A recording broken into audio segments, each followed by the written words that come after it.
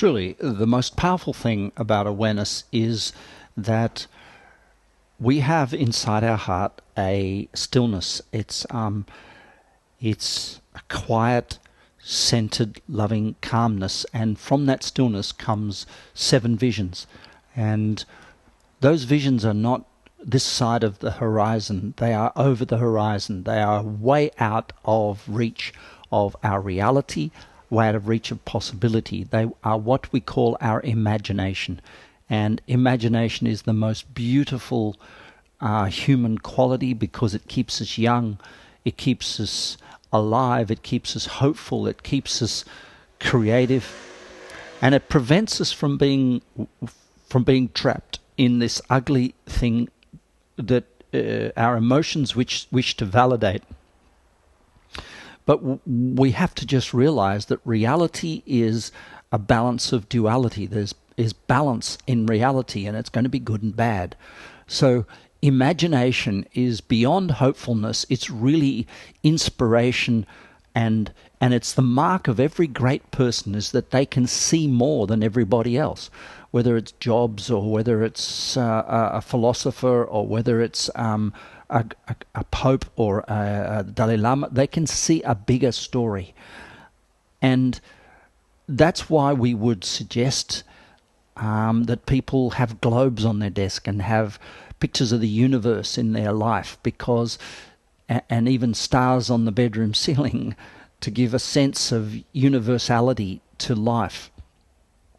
Because when life becomes serious and becomes heavy and it becomes bedded down and bogged down, then everything turns to mud and everything becomes fragile and it becomes weighty. And that's because ingratitude happens. Now, you know that a light particle traveling from the center of the universe has no weight. It is pure energy. And as it passes through what they call the solar system, it splits and it starts to slow down. It splits into a proton and electron, and so it becomes a molecule. And as those molecules head towards Earth, the photons of light start to slow, and they become visible light. And as that visible light starts to enter the realms closer to the Earth, it starts to become particles of light. And as it hits the Earth, it is light. And then it becomes trees and wood and flowers and all sorts of things. And so the energy comes from a long way away in the form of pure light, without any judgment, without anything. It's called pure unconditional love, and it lands here on Earth in material form. We can become very consumed by the material form, but what's really important is for us to remain sort of aware that every single thing, whether it's good or bad, right or wrong, pleasure or pain, happy or sad, is derived from the source, from the light from which it all came. And it's really important to know that, because it puts everything in context. It keeps you aware of your, let's say, your divine origins, your spiritual origins, and yet leaves you free to put rubber on the road and create what you want in your life in all 7 areas of life. So this dynamic of the bigger picture and the smaller picture is an amazing awareness, and the way you can create more is to have more gratitude. So the amount of light or energy you can consume or absorb from the universe, and therefore you become a transformer of light, is the amount of thankfulness you have in your life. Now, what you'll see quite often is people start to dematerialize. They start to get less work less hours, get less pay, get less this, get less that. And basically what's happening is that person's getting less and less thankful. And as we dematerialize, as a person can dematerialize, it's because there's something in their life they're just not thankful for. Now, the way we deal with this is that we acknowledge that all things in the universe are designed to expand and grow. And that includes the tree, as you've seen the rings of the tree, and includes you. And you have rings, you have frustra rings. So every time you hit a frustra, you are purely and absolutely incompetent. It's what you would be defined as a loser or incompetent or not capable. And many people shy away from this border thinking that they've made a mistake or something's gone wrong. When in fact, if you have mindfulness, you'll say, wow, I'm at a place, a familiar place, in fact, of incompetence or out of control. And therefore, that's validating the fact that I am growing as is my duty as a being on this planet. Now, growing means more gratitude. And it's not just gratitude in one of the 7 areas of life. It's gratitude for all 7. And so you might have to go around those 7 areas of life during this awareness process and ask yourself, which of the 7 areas am I ungrateful in? Who am I ungrateful for, or what am I ungrateful for in that area? How can I become grateful for that in that area? And therefore, how can I absorb more light? Which is another word for saying enlightenment, or another word for saying grace, or another word for saying inspiration, or another word for saying the light of God, or another word for saying the beauty and love that's in my heart. So there are many words for all this, and I'm not caught up in all that language. What I'm caught up in is the awareness that as above, so below. The more grateful you are for life below, the more light you will absorb from the universe, the more love you will have in your heart. And this is where awareness is really important, because you can focus your mind on your lower mind, which is your body. You can focus your mind on your physical mind, which is the mind and emotions you have, or you can focus your life on your higher mind. Your lower mind will always seek your attention. Your body will always ask for more pleasure. Your mind will always want to be right. Your emotions will always want to take you to an imbalanced place. Attraction without repulsion, elation without depression, infatuation without resentment. But you can actually start to be let's say, the captain of your own ship, and recognize that your body is no more capable of deciding what is right and wrong for you than a cat. And your body just seeks pleasure, avoids pain. So let's have a look at those elements and decide what is going to be the captain of your ship as you move forward into the future and create your next destiny towards your next frustra.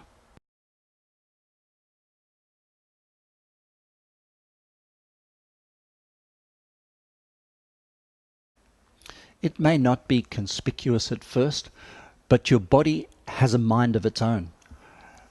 Sometimes in yoga we say, where does the mind finish and the body begin? But really, if in yoga practice, if you put your body into a certain position, you may get even tears coming up, and it's because there's memory stored in your body from the past. Your body also thinks because it has a nervous system, and that nervous system of your body, if left to its own resources, responds to the world around it. So in other words, if you stick a pin in your arm, you'll pull your arm away typically. Or if you burn your fingers, you'll pull your hand away. Your body, at all its greatest intelligence, seeks pleasure, avoids pain. That's the diagnostic the body uses to work out where it should be. Which means if we follow our body and let our body be our captain of our ship, our body will always lead us to where we think there's pleasure without pain. Now, I hope from the early days in the 30-day challenge, you've realized that the first law of nature is the law of balance, and that everywhere we go, there is pleasure, pain, balance. There's right-wrong balance. There's good-bad balance. And therefore, your body is almost designed in an absolute perfection to lead you in the direction of illusion, to lead you to imbalance. In other words, where you are unconscious, your body will take you. Now, in my own personal life, I have searched for a lot of pleasure as a young person. In fact, I got a divorce as a result of it. And so it just reveals that I started off on this journey of life at a relatively unconscious place. And now it's been a few years and I've done a fair bit of work. My body doesn't necessarily dictate what I eat. My body doesn't dictate when I do and don't go paddling in my kayak. My body doesn't necessarily dictate when I do and don't go up a mountain.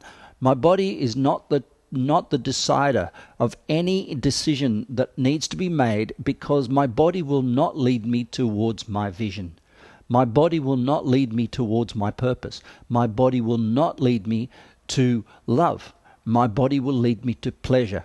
So if I listen to my body and say, gee, would I like a glass of wine now, or would I like another block of chocolate, or would I like more pasta, or would I like to sleep in this morning? My body will always be going pretty much yes.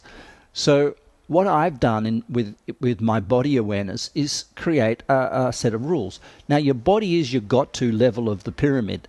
You probably know that by now. So when you're at got-to, your body is running the ship. So what I do is just say, I wake at a certain time every day, and that is a no negotiable wake up time, whether there's a person sleeping next to me, or whether I'm by myself, or whether I'm in Sydney, or whether I'm in Nepal. I wake up at a certain time every day, and I get up and I have a routine, and I eat certain breakfast every day, and I do certain things every day, exercises and burst training. And it's not a choice, it's a routine. And you might say that that's not enjoyable, or that's not pleasurable. And you're right. It's not designed for pleasure. It's designed around my purpose and my vision and my inspiration. And if I surrender my purpose and my vision and my inspiration to the gratification of my body, sleeping in or staying up late or doing whatever it wants, my body will end up pleased, I'll end up pissed off, and I'll end up in the future at some time in regret, because every pleasure my body's ever had, I've typically forgotten. Now, you might say, oh, I remember that shag I had with so-and-so, or I remember, but you can't remember the details. You can't remember how it felt. In fact, the memories of pain and pleasure evaporate as quickly as they came. And that's in order to protect the body. They say if women could remember the pain of childbirth, they'd only ever have one. But I think we start infatuating pleasure. And then we start infatuating the pleasure. We think, oh, I remember that great night with so-and-so, and we shagged all night and it was really fantastic. Or I remember that massage I had. And we start to, let's say, expand the facts. We start to elaborate. And next thing you know, we have a fantasy going on, and nothing can meet the fantasy, because the fantasy is an all upside interpretation of something in the past. So what we need to be careful of is allowing the body to have memories that are not real. Let's say it has a memory of a pain or a memory of a pleasure. And if we say that those memories are real, we're validating the body's ignorance. We're validating the body's, let's say, the body memory. And that will lead us astray. What we need to say is, if ever we have a memory of, let's say, a great massage or a great shag or a great holiday, we need to say, where's the pain and pleasure in that? So that the body doesn't get its power and it doesn't start talking us into going 90 degrees, losing our vision, losing our inspiration, losing our purpose in life, and ending up regretting that we wasted time hunting for something that didn't exist. Because at the end of every pleasure rainbow, there's a pain. This is Chris Walker. Have a beaut day. Bye for now.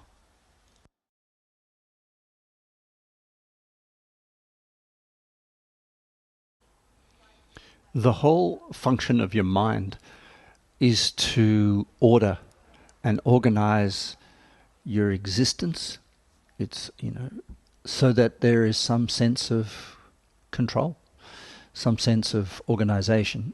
And unfortunately, or fortunately, the mind uses memories just like a computer does when it's trying to learn some skill. The mind uses memories of what went on before to predict what's going to go on in the future. That's how the mind works. And sometimes the memories of what went on before and the predictions of what's going to go on in the future don't necessarily line up with where you want to be in the future. And so the mind becomes trapped. The heart wants to go towards something it loves and wants to create a vision that the mind sees potentially danger in that journey, because it has a memory of some ambition that you may have had, or an adventure you had, or something that didn't go quite the way you wanted it. and it starts to throw up red flags. And sometimes we call these things intuitions, but really they're depressions. They're really fears and uncertainties that we have because of memories of the past. Now, this is all very easy to discuss on a podcast or in a presentation, but it's not so easy to change because most people think that they are what they think. In other words, if you say to somebody what you think is wrong, there are very few people that you'll meet who'll go, wow, I'm really happy to hear that. They will, in some way or another, get defensive. And if you say what you think is stupid or what you think is irrelevant or what you think is not consequential, the individual who is in the ownership of those thoughts becomes or reveals their attachment to the thoughts and becomes antagonized. Now, there's really no reason to become antagonized because we are not what we think. We are a soul, we are a spirit, we are a heart, we are a loving person, and we have thoughts. And those thoughts are, as I said, an accumulation of erroneous facts that we've gathered along the way right up to now, and we've gathered them as carefully as we could.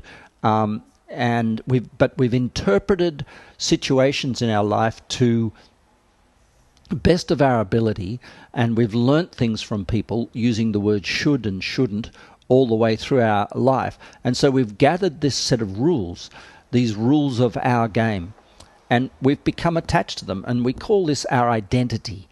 Now, when it comes time to create the future and create a new future, not just Groundhog Day repeating what we've done before, when we come to this point where we say, I think it's time for a change, we can change our house, our car, our job, our life, our undies, our friends. We can change our religion. We can change our city. We can change our jobs. We can change everything.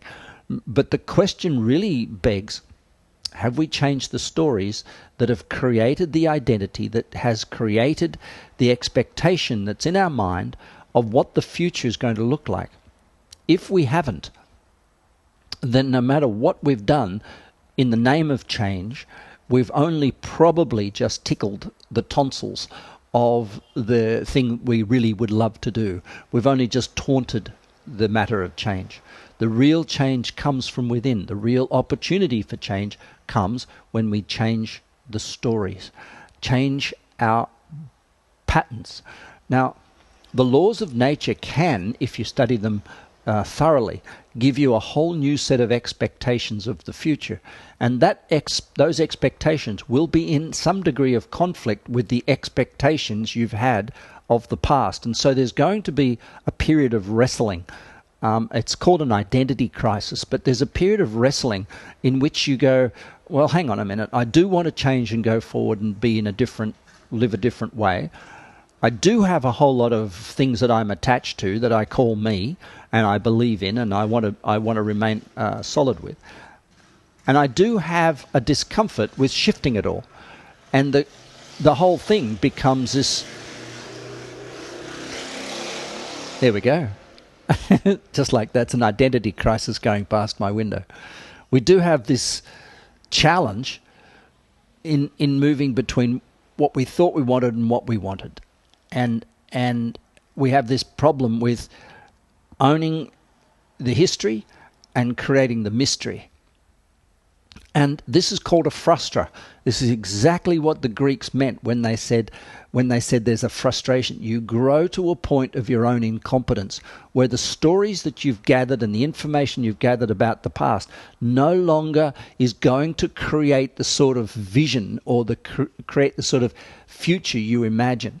And that's when it comes time to question the stories. It's an easy thing to do, but it's confronting, I admit it. So the most important thing is, please don't let your mind get in the way of your heart. This is Chris Walker. Have a beautiful day. Bye for now.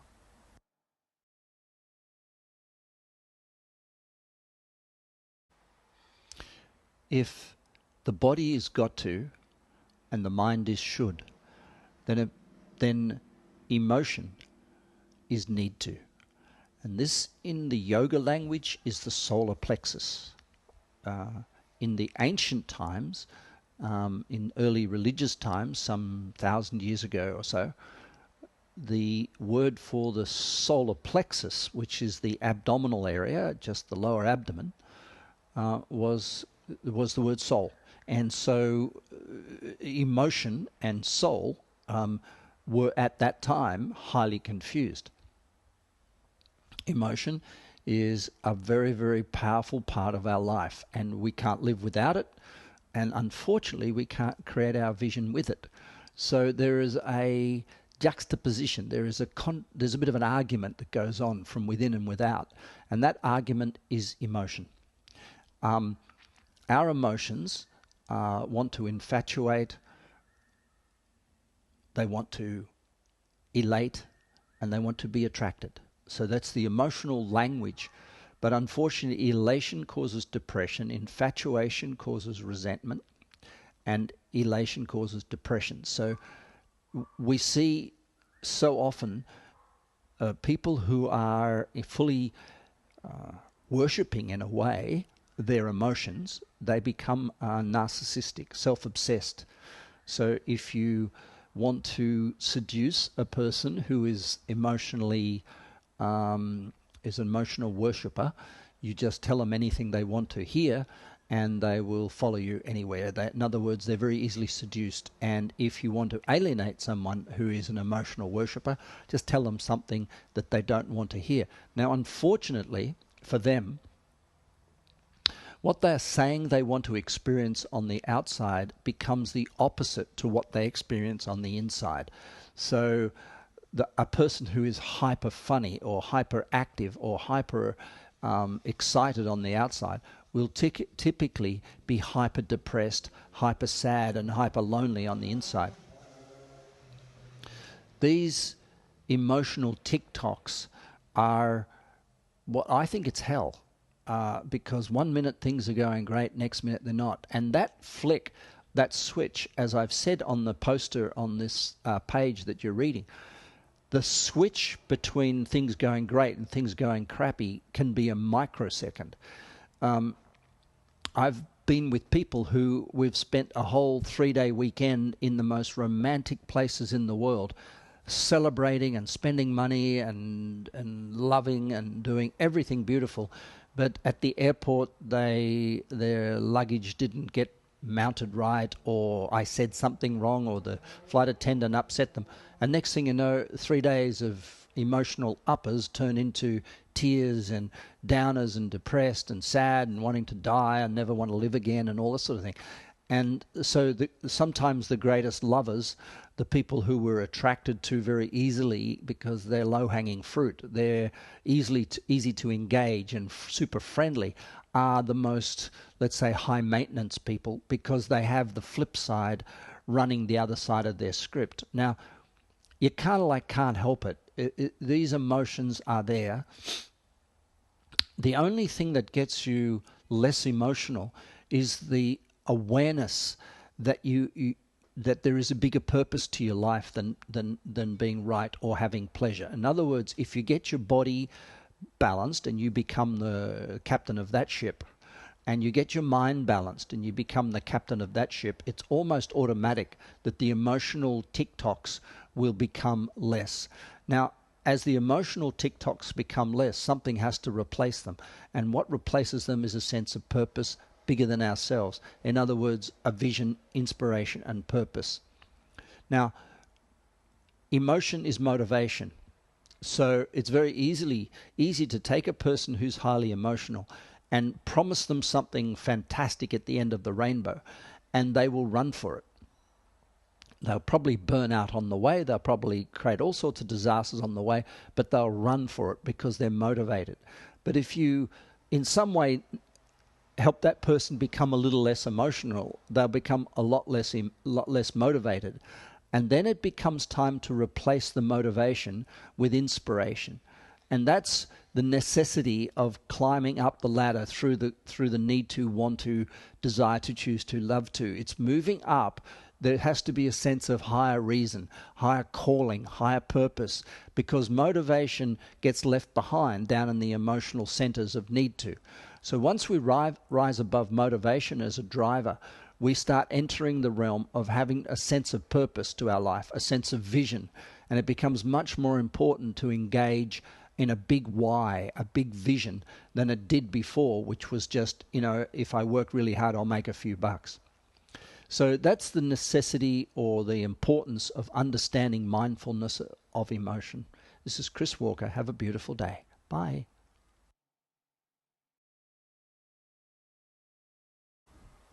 When you walk into an art gallery or a photo exhibition or a concert, when you walk into these places, you feel the energy of the place because of not only because of the art, but because of the curator or because of the musicians or because of the other people who are there. And so there is an energetic that is sort of unexplainable on a material level. But that energetic is highly tuned into our being. So every human being is intuitive, highly intuitive, to and sensitive to the energy of objects and places and spaces. But over time, we detune this awareness because sometimes there's nothing we can do about it. Let's say you're in a home with your family and you feel the energy of it. What are you going to do about it? Or you're in a corporate environment and you feel the energy of it. What are you going to do about it? Or you're in the train with 1,000 people. What are you going to do about it? And so there's a lot of detuning goes on in order to just survive and be, let's say, maintain, in a sense, complacency. Now, all well and good. We understand why we detune these things. We also understand that it's natural to have these awarenesses of the energy of things and places and spaces. You just need to go to an indigenous population and ask them what they think of something or what they think of somewhere, and they will already know very easily because they live with nature a little bit and they haven't been detuned. So it's a city thing. We lose touch with nature, we lose touch with our own nature, we lose touch with, and we start buying things that are made in some place in the world where we don't really care as long as it's cheap. And we start buying things that carry an energy of the maker, and we don't know the maker, so we sort of start becoming less and less tuned in. And yet those things impact us. They say having electrical devices near your head at night can actually change the way you sleep. If you're charging your phone beside the bed, or if you're in front of a computer screen all day, it will change the way you think. They're actually talking about mobile phones causing brain tumors and things like this. So we are very desensitized. We know why. Yet what I'm saying here is that although we're desensitized, it doesn't change the fact that these things are having an impact on us. Now, if we can master this impact, if we can master this energy projection, it takes us a long way to getting married or staying married or being successful or staying successful or leading and not leading. I produced a book. I remember this so well. I produced a book called Sacred Love, and I wrote it in conjunction with my partner at the time, who owned a branding company.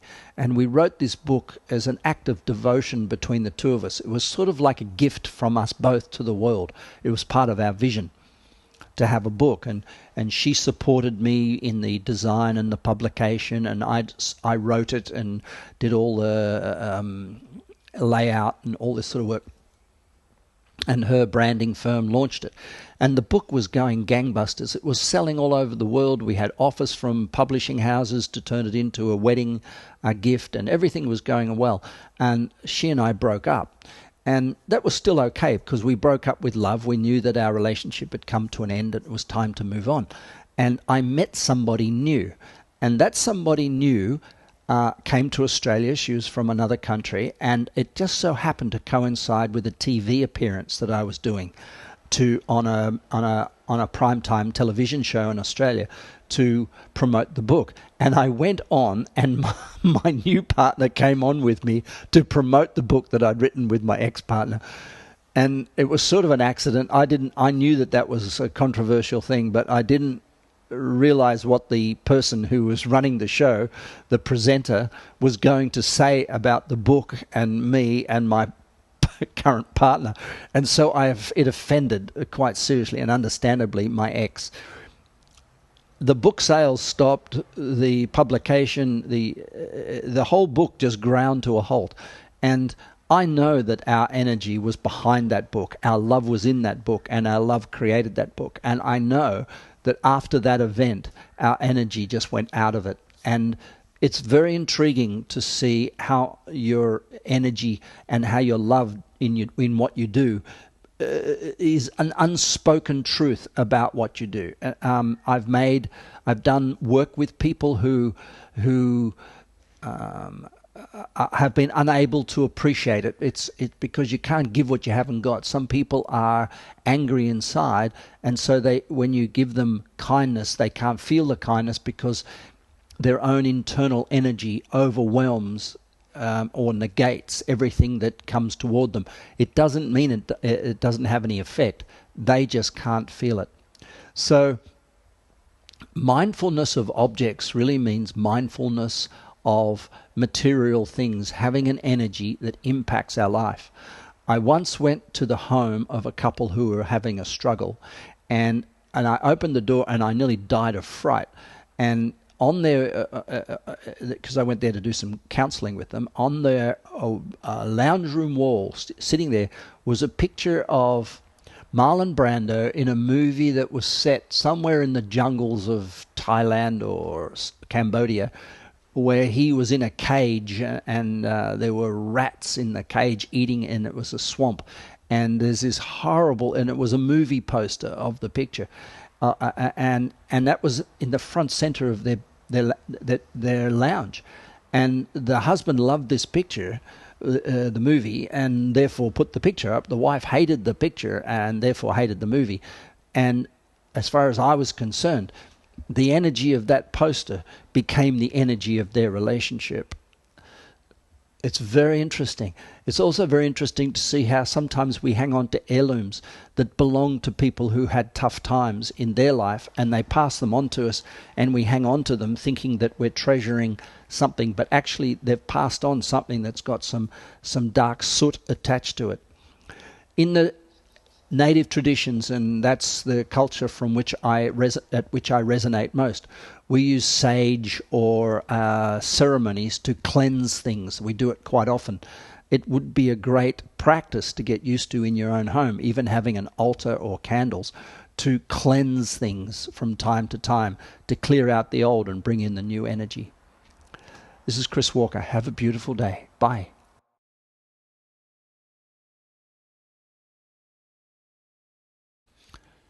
In the first section of the 30-day challenge, I've introduced you to 5 days of stillness.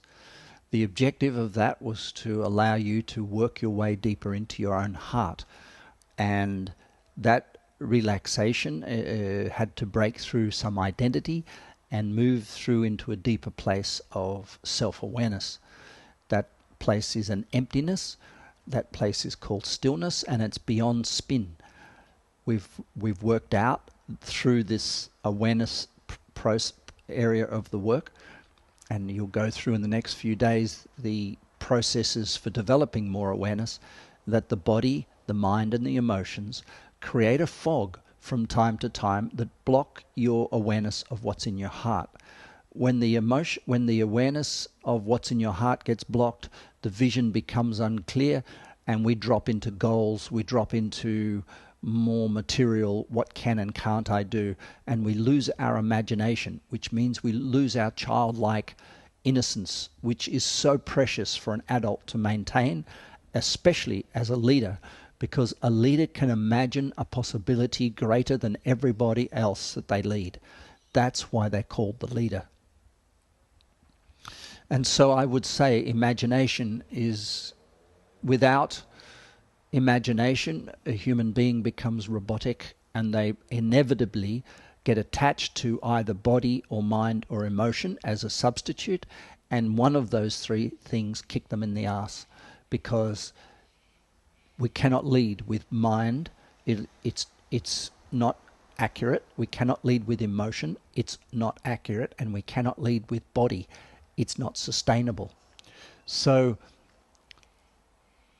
the ability to own the body's desire for appetite, for pleasure, the ability to own the mind's continual desire to be right, the ability to recognize our emotional tendencies to be infatuated or attracted or elated.